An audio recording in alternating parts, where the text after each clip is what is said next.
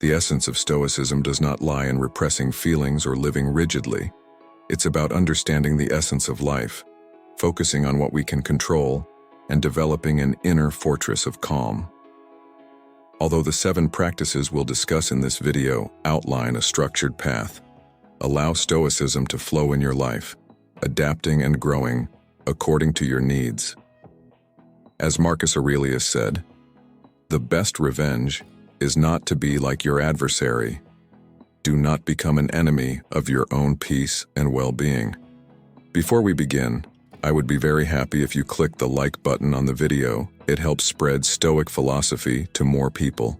And if you are not yet subscribed, please subscribe and activate the bell so you don't miss any videos. Number 1, learn to be scarce. This concept embraces the wisdom that rarity often increases perceived value. It's not about distancing oneself from people or becoming inaccessible, but understanding the power of controlled availability. By dedicating yourself to activities that stimulate your mind and nourish your soul, you naturally limit your availability. This doesn't mean having a distant or indifferent behavior, but rather intentionally allocating your time and energy to endeavors that have personal meaning. This calculated approach to your presence attracts attention and appreciation. When you are constantly present and available, you risk becoming just another element in the background, easily forgotten or undervalued. However, by participating selectively and ensuring that your interactions are meaningful and purposeful, you become a focal point, capturing the attention and respect of those around you. Number 2, create your own happiness. This strategy revolves around the profound concept of self-sufficiency. It begins with the understanding that true satisfaction is an internal state of being, not something purely derived from external circumstances or others' validation. Embracing this concept, you embark on a journey of self-awareness and self-appreciation. You learn to identify the aspects of your life that bring you genuine joy, whether they are daily, small victories, personal achievements, or moments of peaceful reflection. This process fosters a sense of internal fulfillment that doesn't depend on external factors. It motivates you to appreciate the simple yet significant aspects of your routine.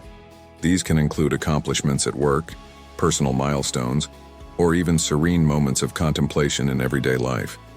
By finding joy in these elements, you cultivate a deep sense of self-esteem and contentment. However, creating your own happiness does not suggest isolation or detachment from the world. Instead, it encourages you to find satisfaction in the stable and enduring elements of life that are under your control.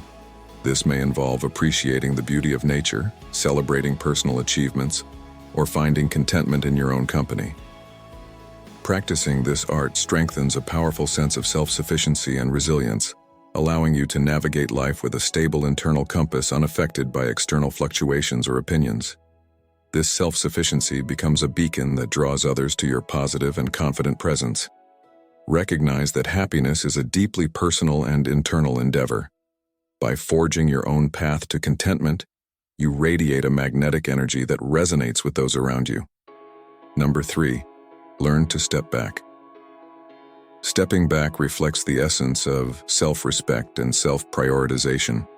It highlights the wisdom of knowing your limits and having the courage to withdraw from situations, relationships, or endeavors that are not aligned with your well-being or values. It is crucial to understand that this does not support rash or impulsive decisions. Instead, it motivates you to adopt a considered approach. Assessing whether a situation or relationship truly serves your best interests. This practice is a testament to your strength and conviction in your own worth. Knowing when to step back is a powerful affirmation of your value. It is a deliberate choice not to be limited by the need for a single outcome. This strategy have to reclaim control over your own life, recognizing that your time, energy, and emotional investment are valuable resources that should be directed toward endeavors that truly aligned with your values and goals. Additionally, realizing the power of stepping back often leads to a shift in dynamics. Others may begin to reassess their actions and priorities, recognizing the value they stand to lose. This is not about manipulating or playing games, but about honoring your own well-being and self-esteem. Number 4. The art of silence.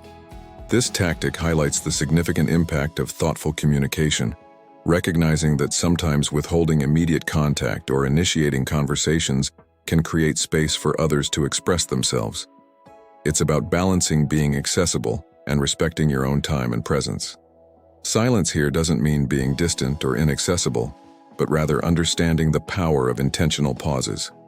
This allows for reflection, both for you and those you interact with, opening space for deeper understanding and connections to develop. By practicing the art of silence, you demonstrate a level of self-confidence and self-possession. It shows that you are not driven by the need for constant conversation or interaction, but value meaningful and purposeful communication. This strategy fosters the development of more intentional conversations. It encourages you to consider the timing and content of your communication, ensuring it carries weight and relevance. This can lead to more meaningful connections and interactions. By adopting silence as a tool for deeper understanding, you promote more authentic and genuine interactions with those around you. Number 5. Master your space. Mastering your space involves a certain level of assertiveness, meaning speaking up when you have something valuable to offer and not hesitating to lead when necessary. This assertiveness is not driven by ego, but by a genuine belief in the value you add.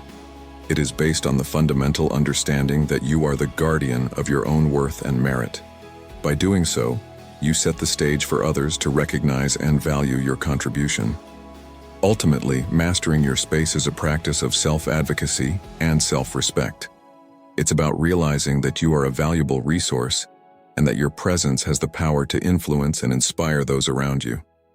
This strategy empowers you to enter any environment with confidence, knowing that your contributions are valid and highly valued. It's about choosing environments and relationships that align with your values and aspirations, not implying arrogance but healthy self-respect. It means being selective about where you invest your time and energy, opting for spaces where your efforts are recognized and celebrated. Number 6. Become your most authentic self. This strategy values authenticity as the driving force in your life. It highlights the importance of wholeheartedly dedicating yourself to activities and challenges that resonate with your true self. By embracing authenticity, you become a legitimate source of inspiration and interest to those around you. Authenticity empowers you to define your own story and chart your unique path.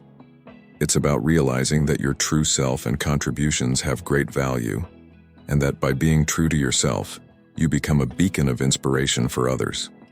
Additionally, adopting authenticity promotes the development of deeper and more meaningful relationships.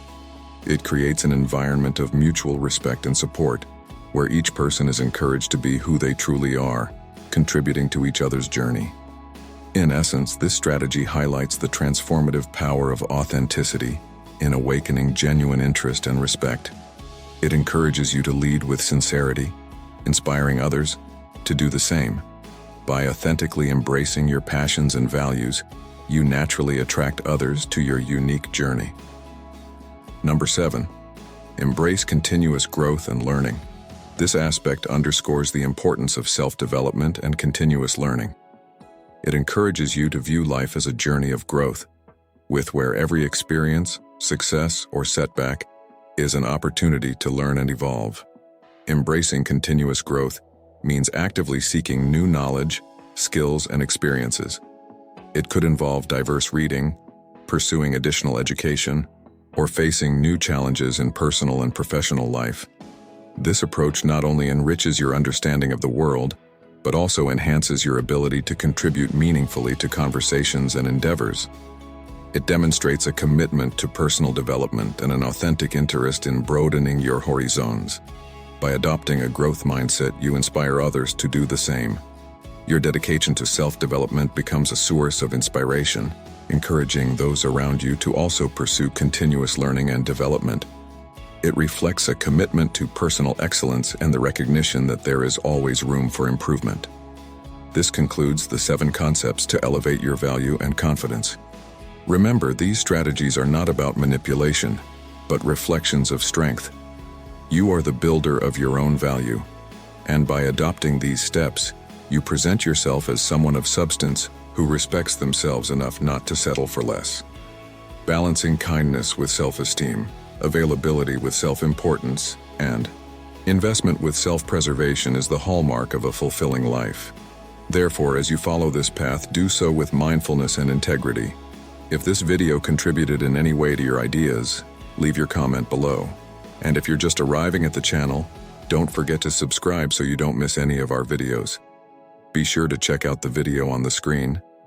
It might be the next step in your journey of evolution. Strong hug and see you soon. Analyze and cultivate your bhatna. In both integrative negotiation and adversarial bargaining, your best source of power is your ability and willingness to walk away and take another deal. Before arriving at the bargaining table, wise negotiators spend significant time identifying their best alternative to a negotiated agreement, or bhatna, and taking steps to improve it. 2. Negotiate the process. Don't assume you're both on the same page when it comes to determining when to meet, who should be present, what your agenda will be, and so on. Instead, carefully negotiate how you will negotiate in advance. Discussing such procedural issues will clear the way for much more focused talks. 3. Build rapport.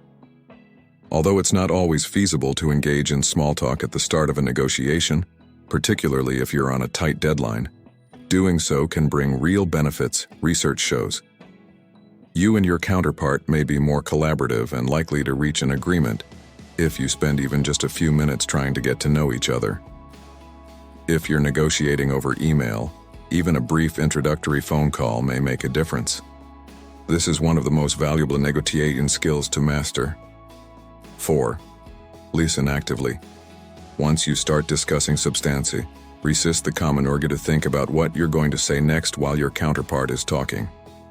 Instead, listen carefully to her arguments, then paraphrase what you believe she said to check your understanding. Acknowledge any difficult feelings, like frustration, behind the message. Not only are you likely to acquire valuable information, but the other party may mimic your exemplary listening skills. 5. Ask good questions. You can gain more in integrative negotiation by asking lots of questions, ones that are likely to get helpful answers. Avoid asking yes or no questions and leading questions, such as, "Don't you think that's a great idea?" Instead, craft neutral questions that encourage detailed responses, such as, "Can you tell me about the challenges you're facing in school?" 6. Search for smart trade-offs.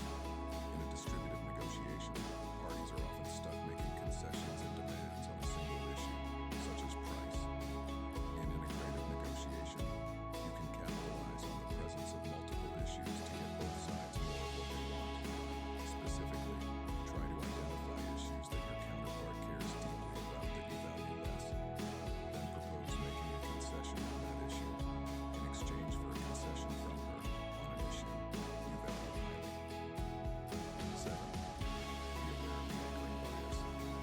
Ample research shows that the first number mentioned in the negotiation, however arbitrary, exerts a powerful influence on the negotiation that follows. You can avoid being the next victim of the anchoring bias by making the first offer, or offers, and trying to anchor talks in your preferred direction.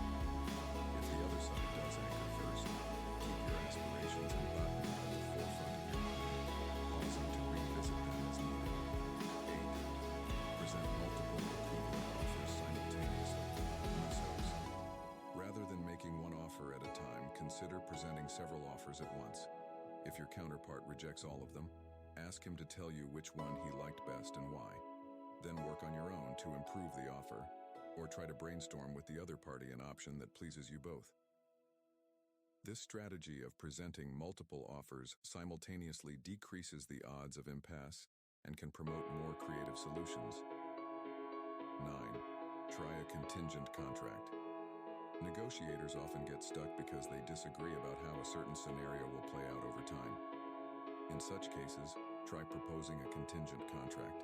In essence, a bet about how future events will unfold. For example, if you doubt a contractor's claims that he can finish your home renovation project in 3 months, propose a contingent contract that will penalize him for late completion and/or reward reward him for early completion. If he truly believes his claims, he should have no problem accepting such terms. 10. Plan for the implementation stage. Another way to improve the long-term durability of your contract is to place milestones and deadlines in your contract to ensure that commitments are being met. You might also agree, in writing, to meet at regular intervals throughout the life of the contract to check in and, if necessary, renegotiate. In addition, adding a dispute resolution clause that calls for the use of mediation or arbitration if a conflict arises can be a wise move. What has fascinated me since I attended Dr. Mandel's class is the extent to which negotiation permeates our daily lives. It appears that many individuals are unaware of just how many things are, or should ideally be, outcomes of negotiation. Too often people assume that negotiation only occurs when parties explicitly declare, "We are now going to negotiate." When I delivered a presentation based on what I learned in class, it took some time for the audience to recognize how numerous aspects of both their professional and personal lives are shaped by implicit negotiation.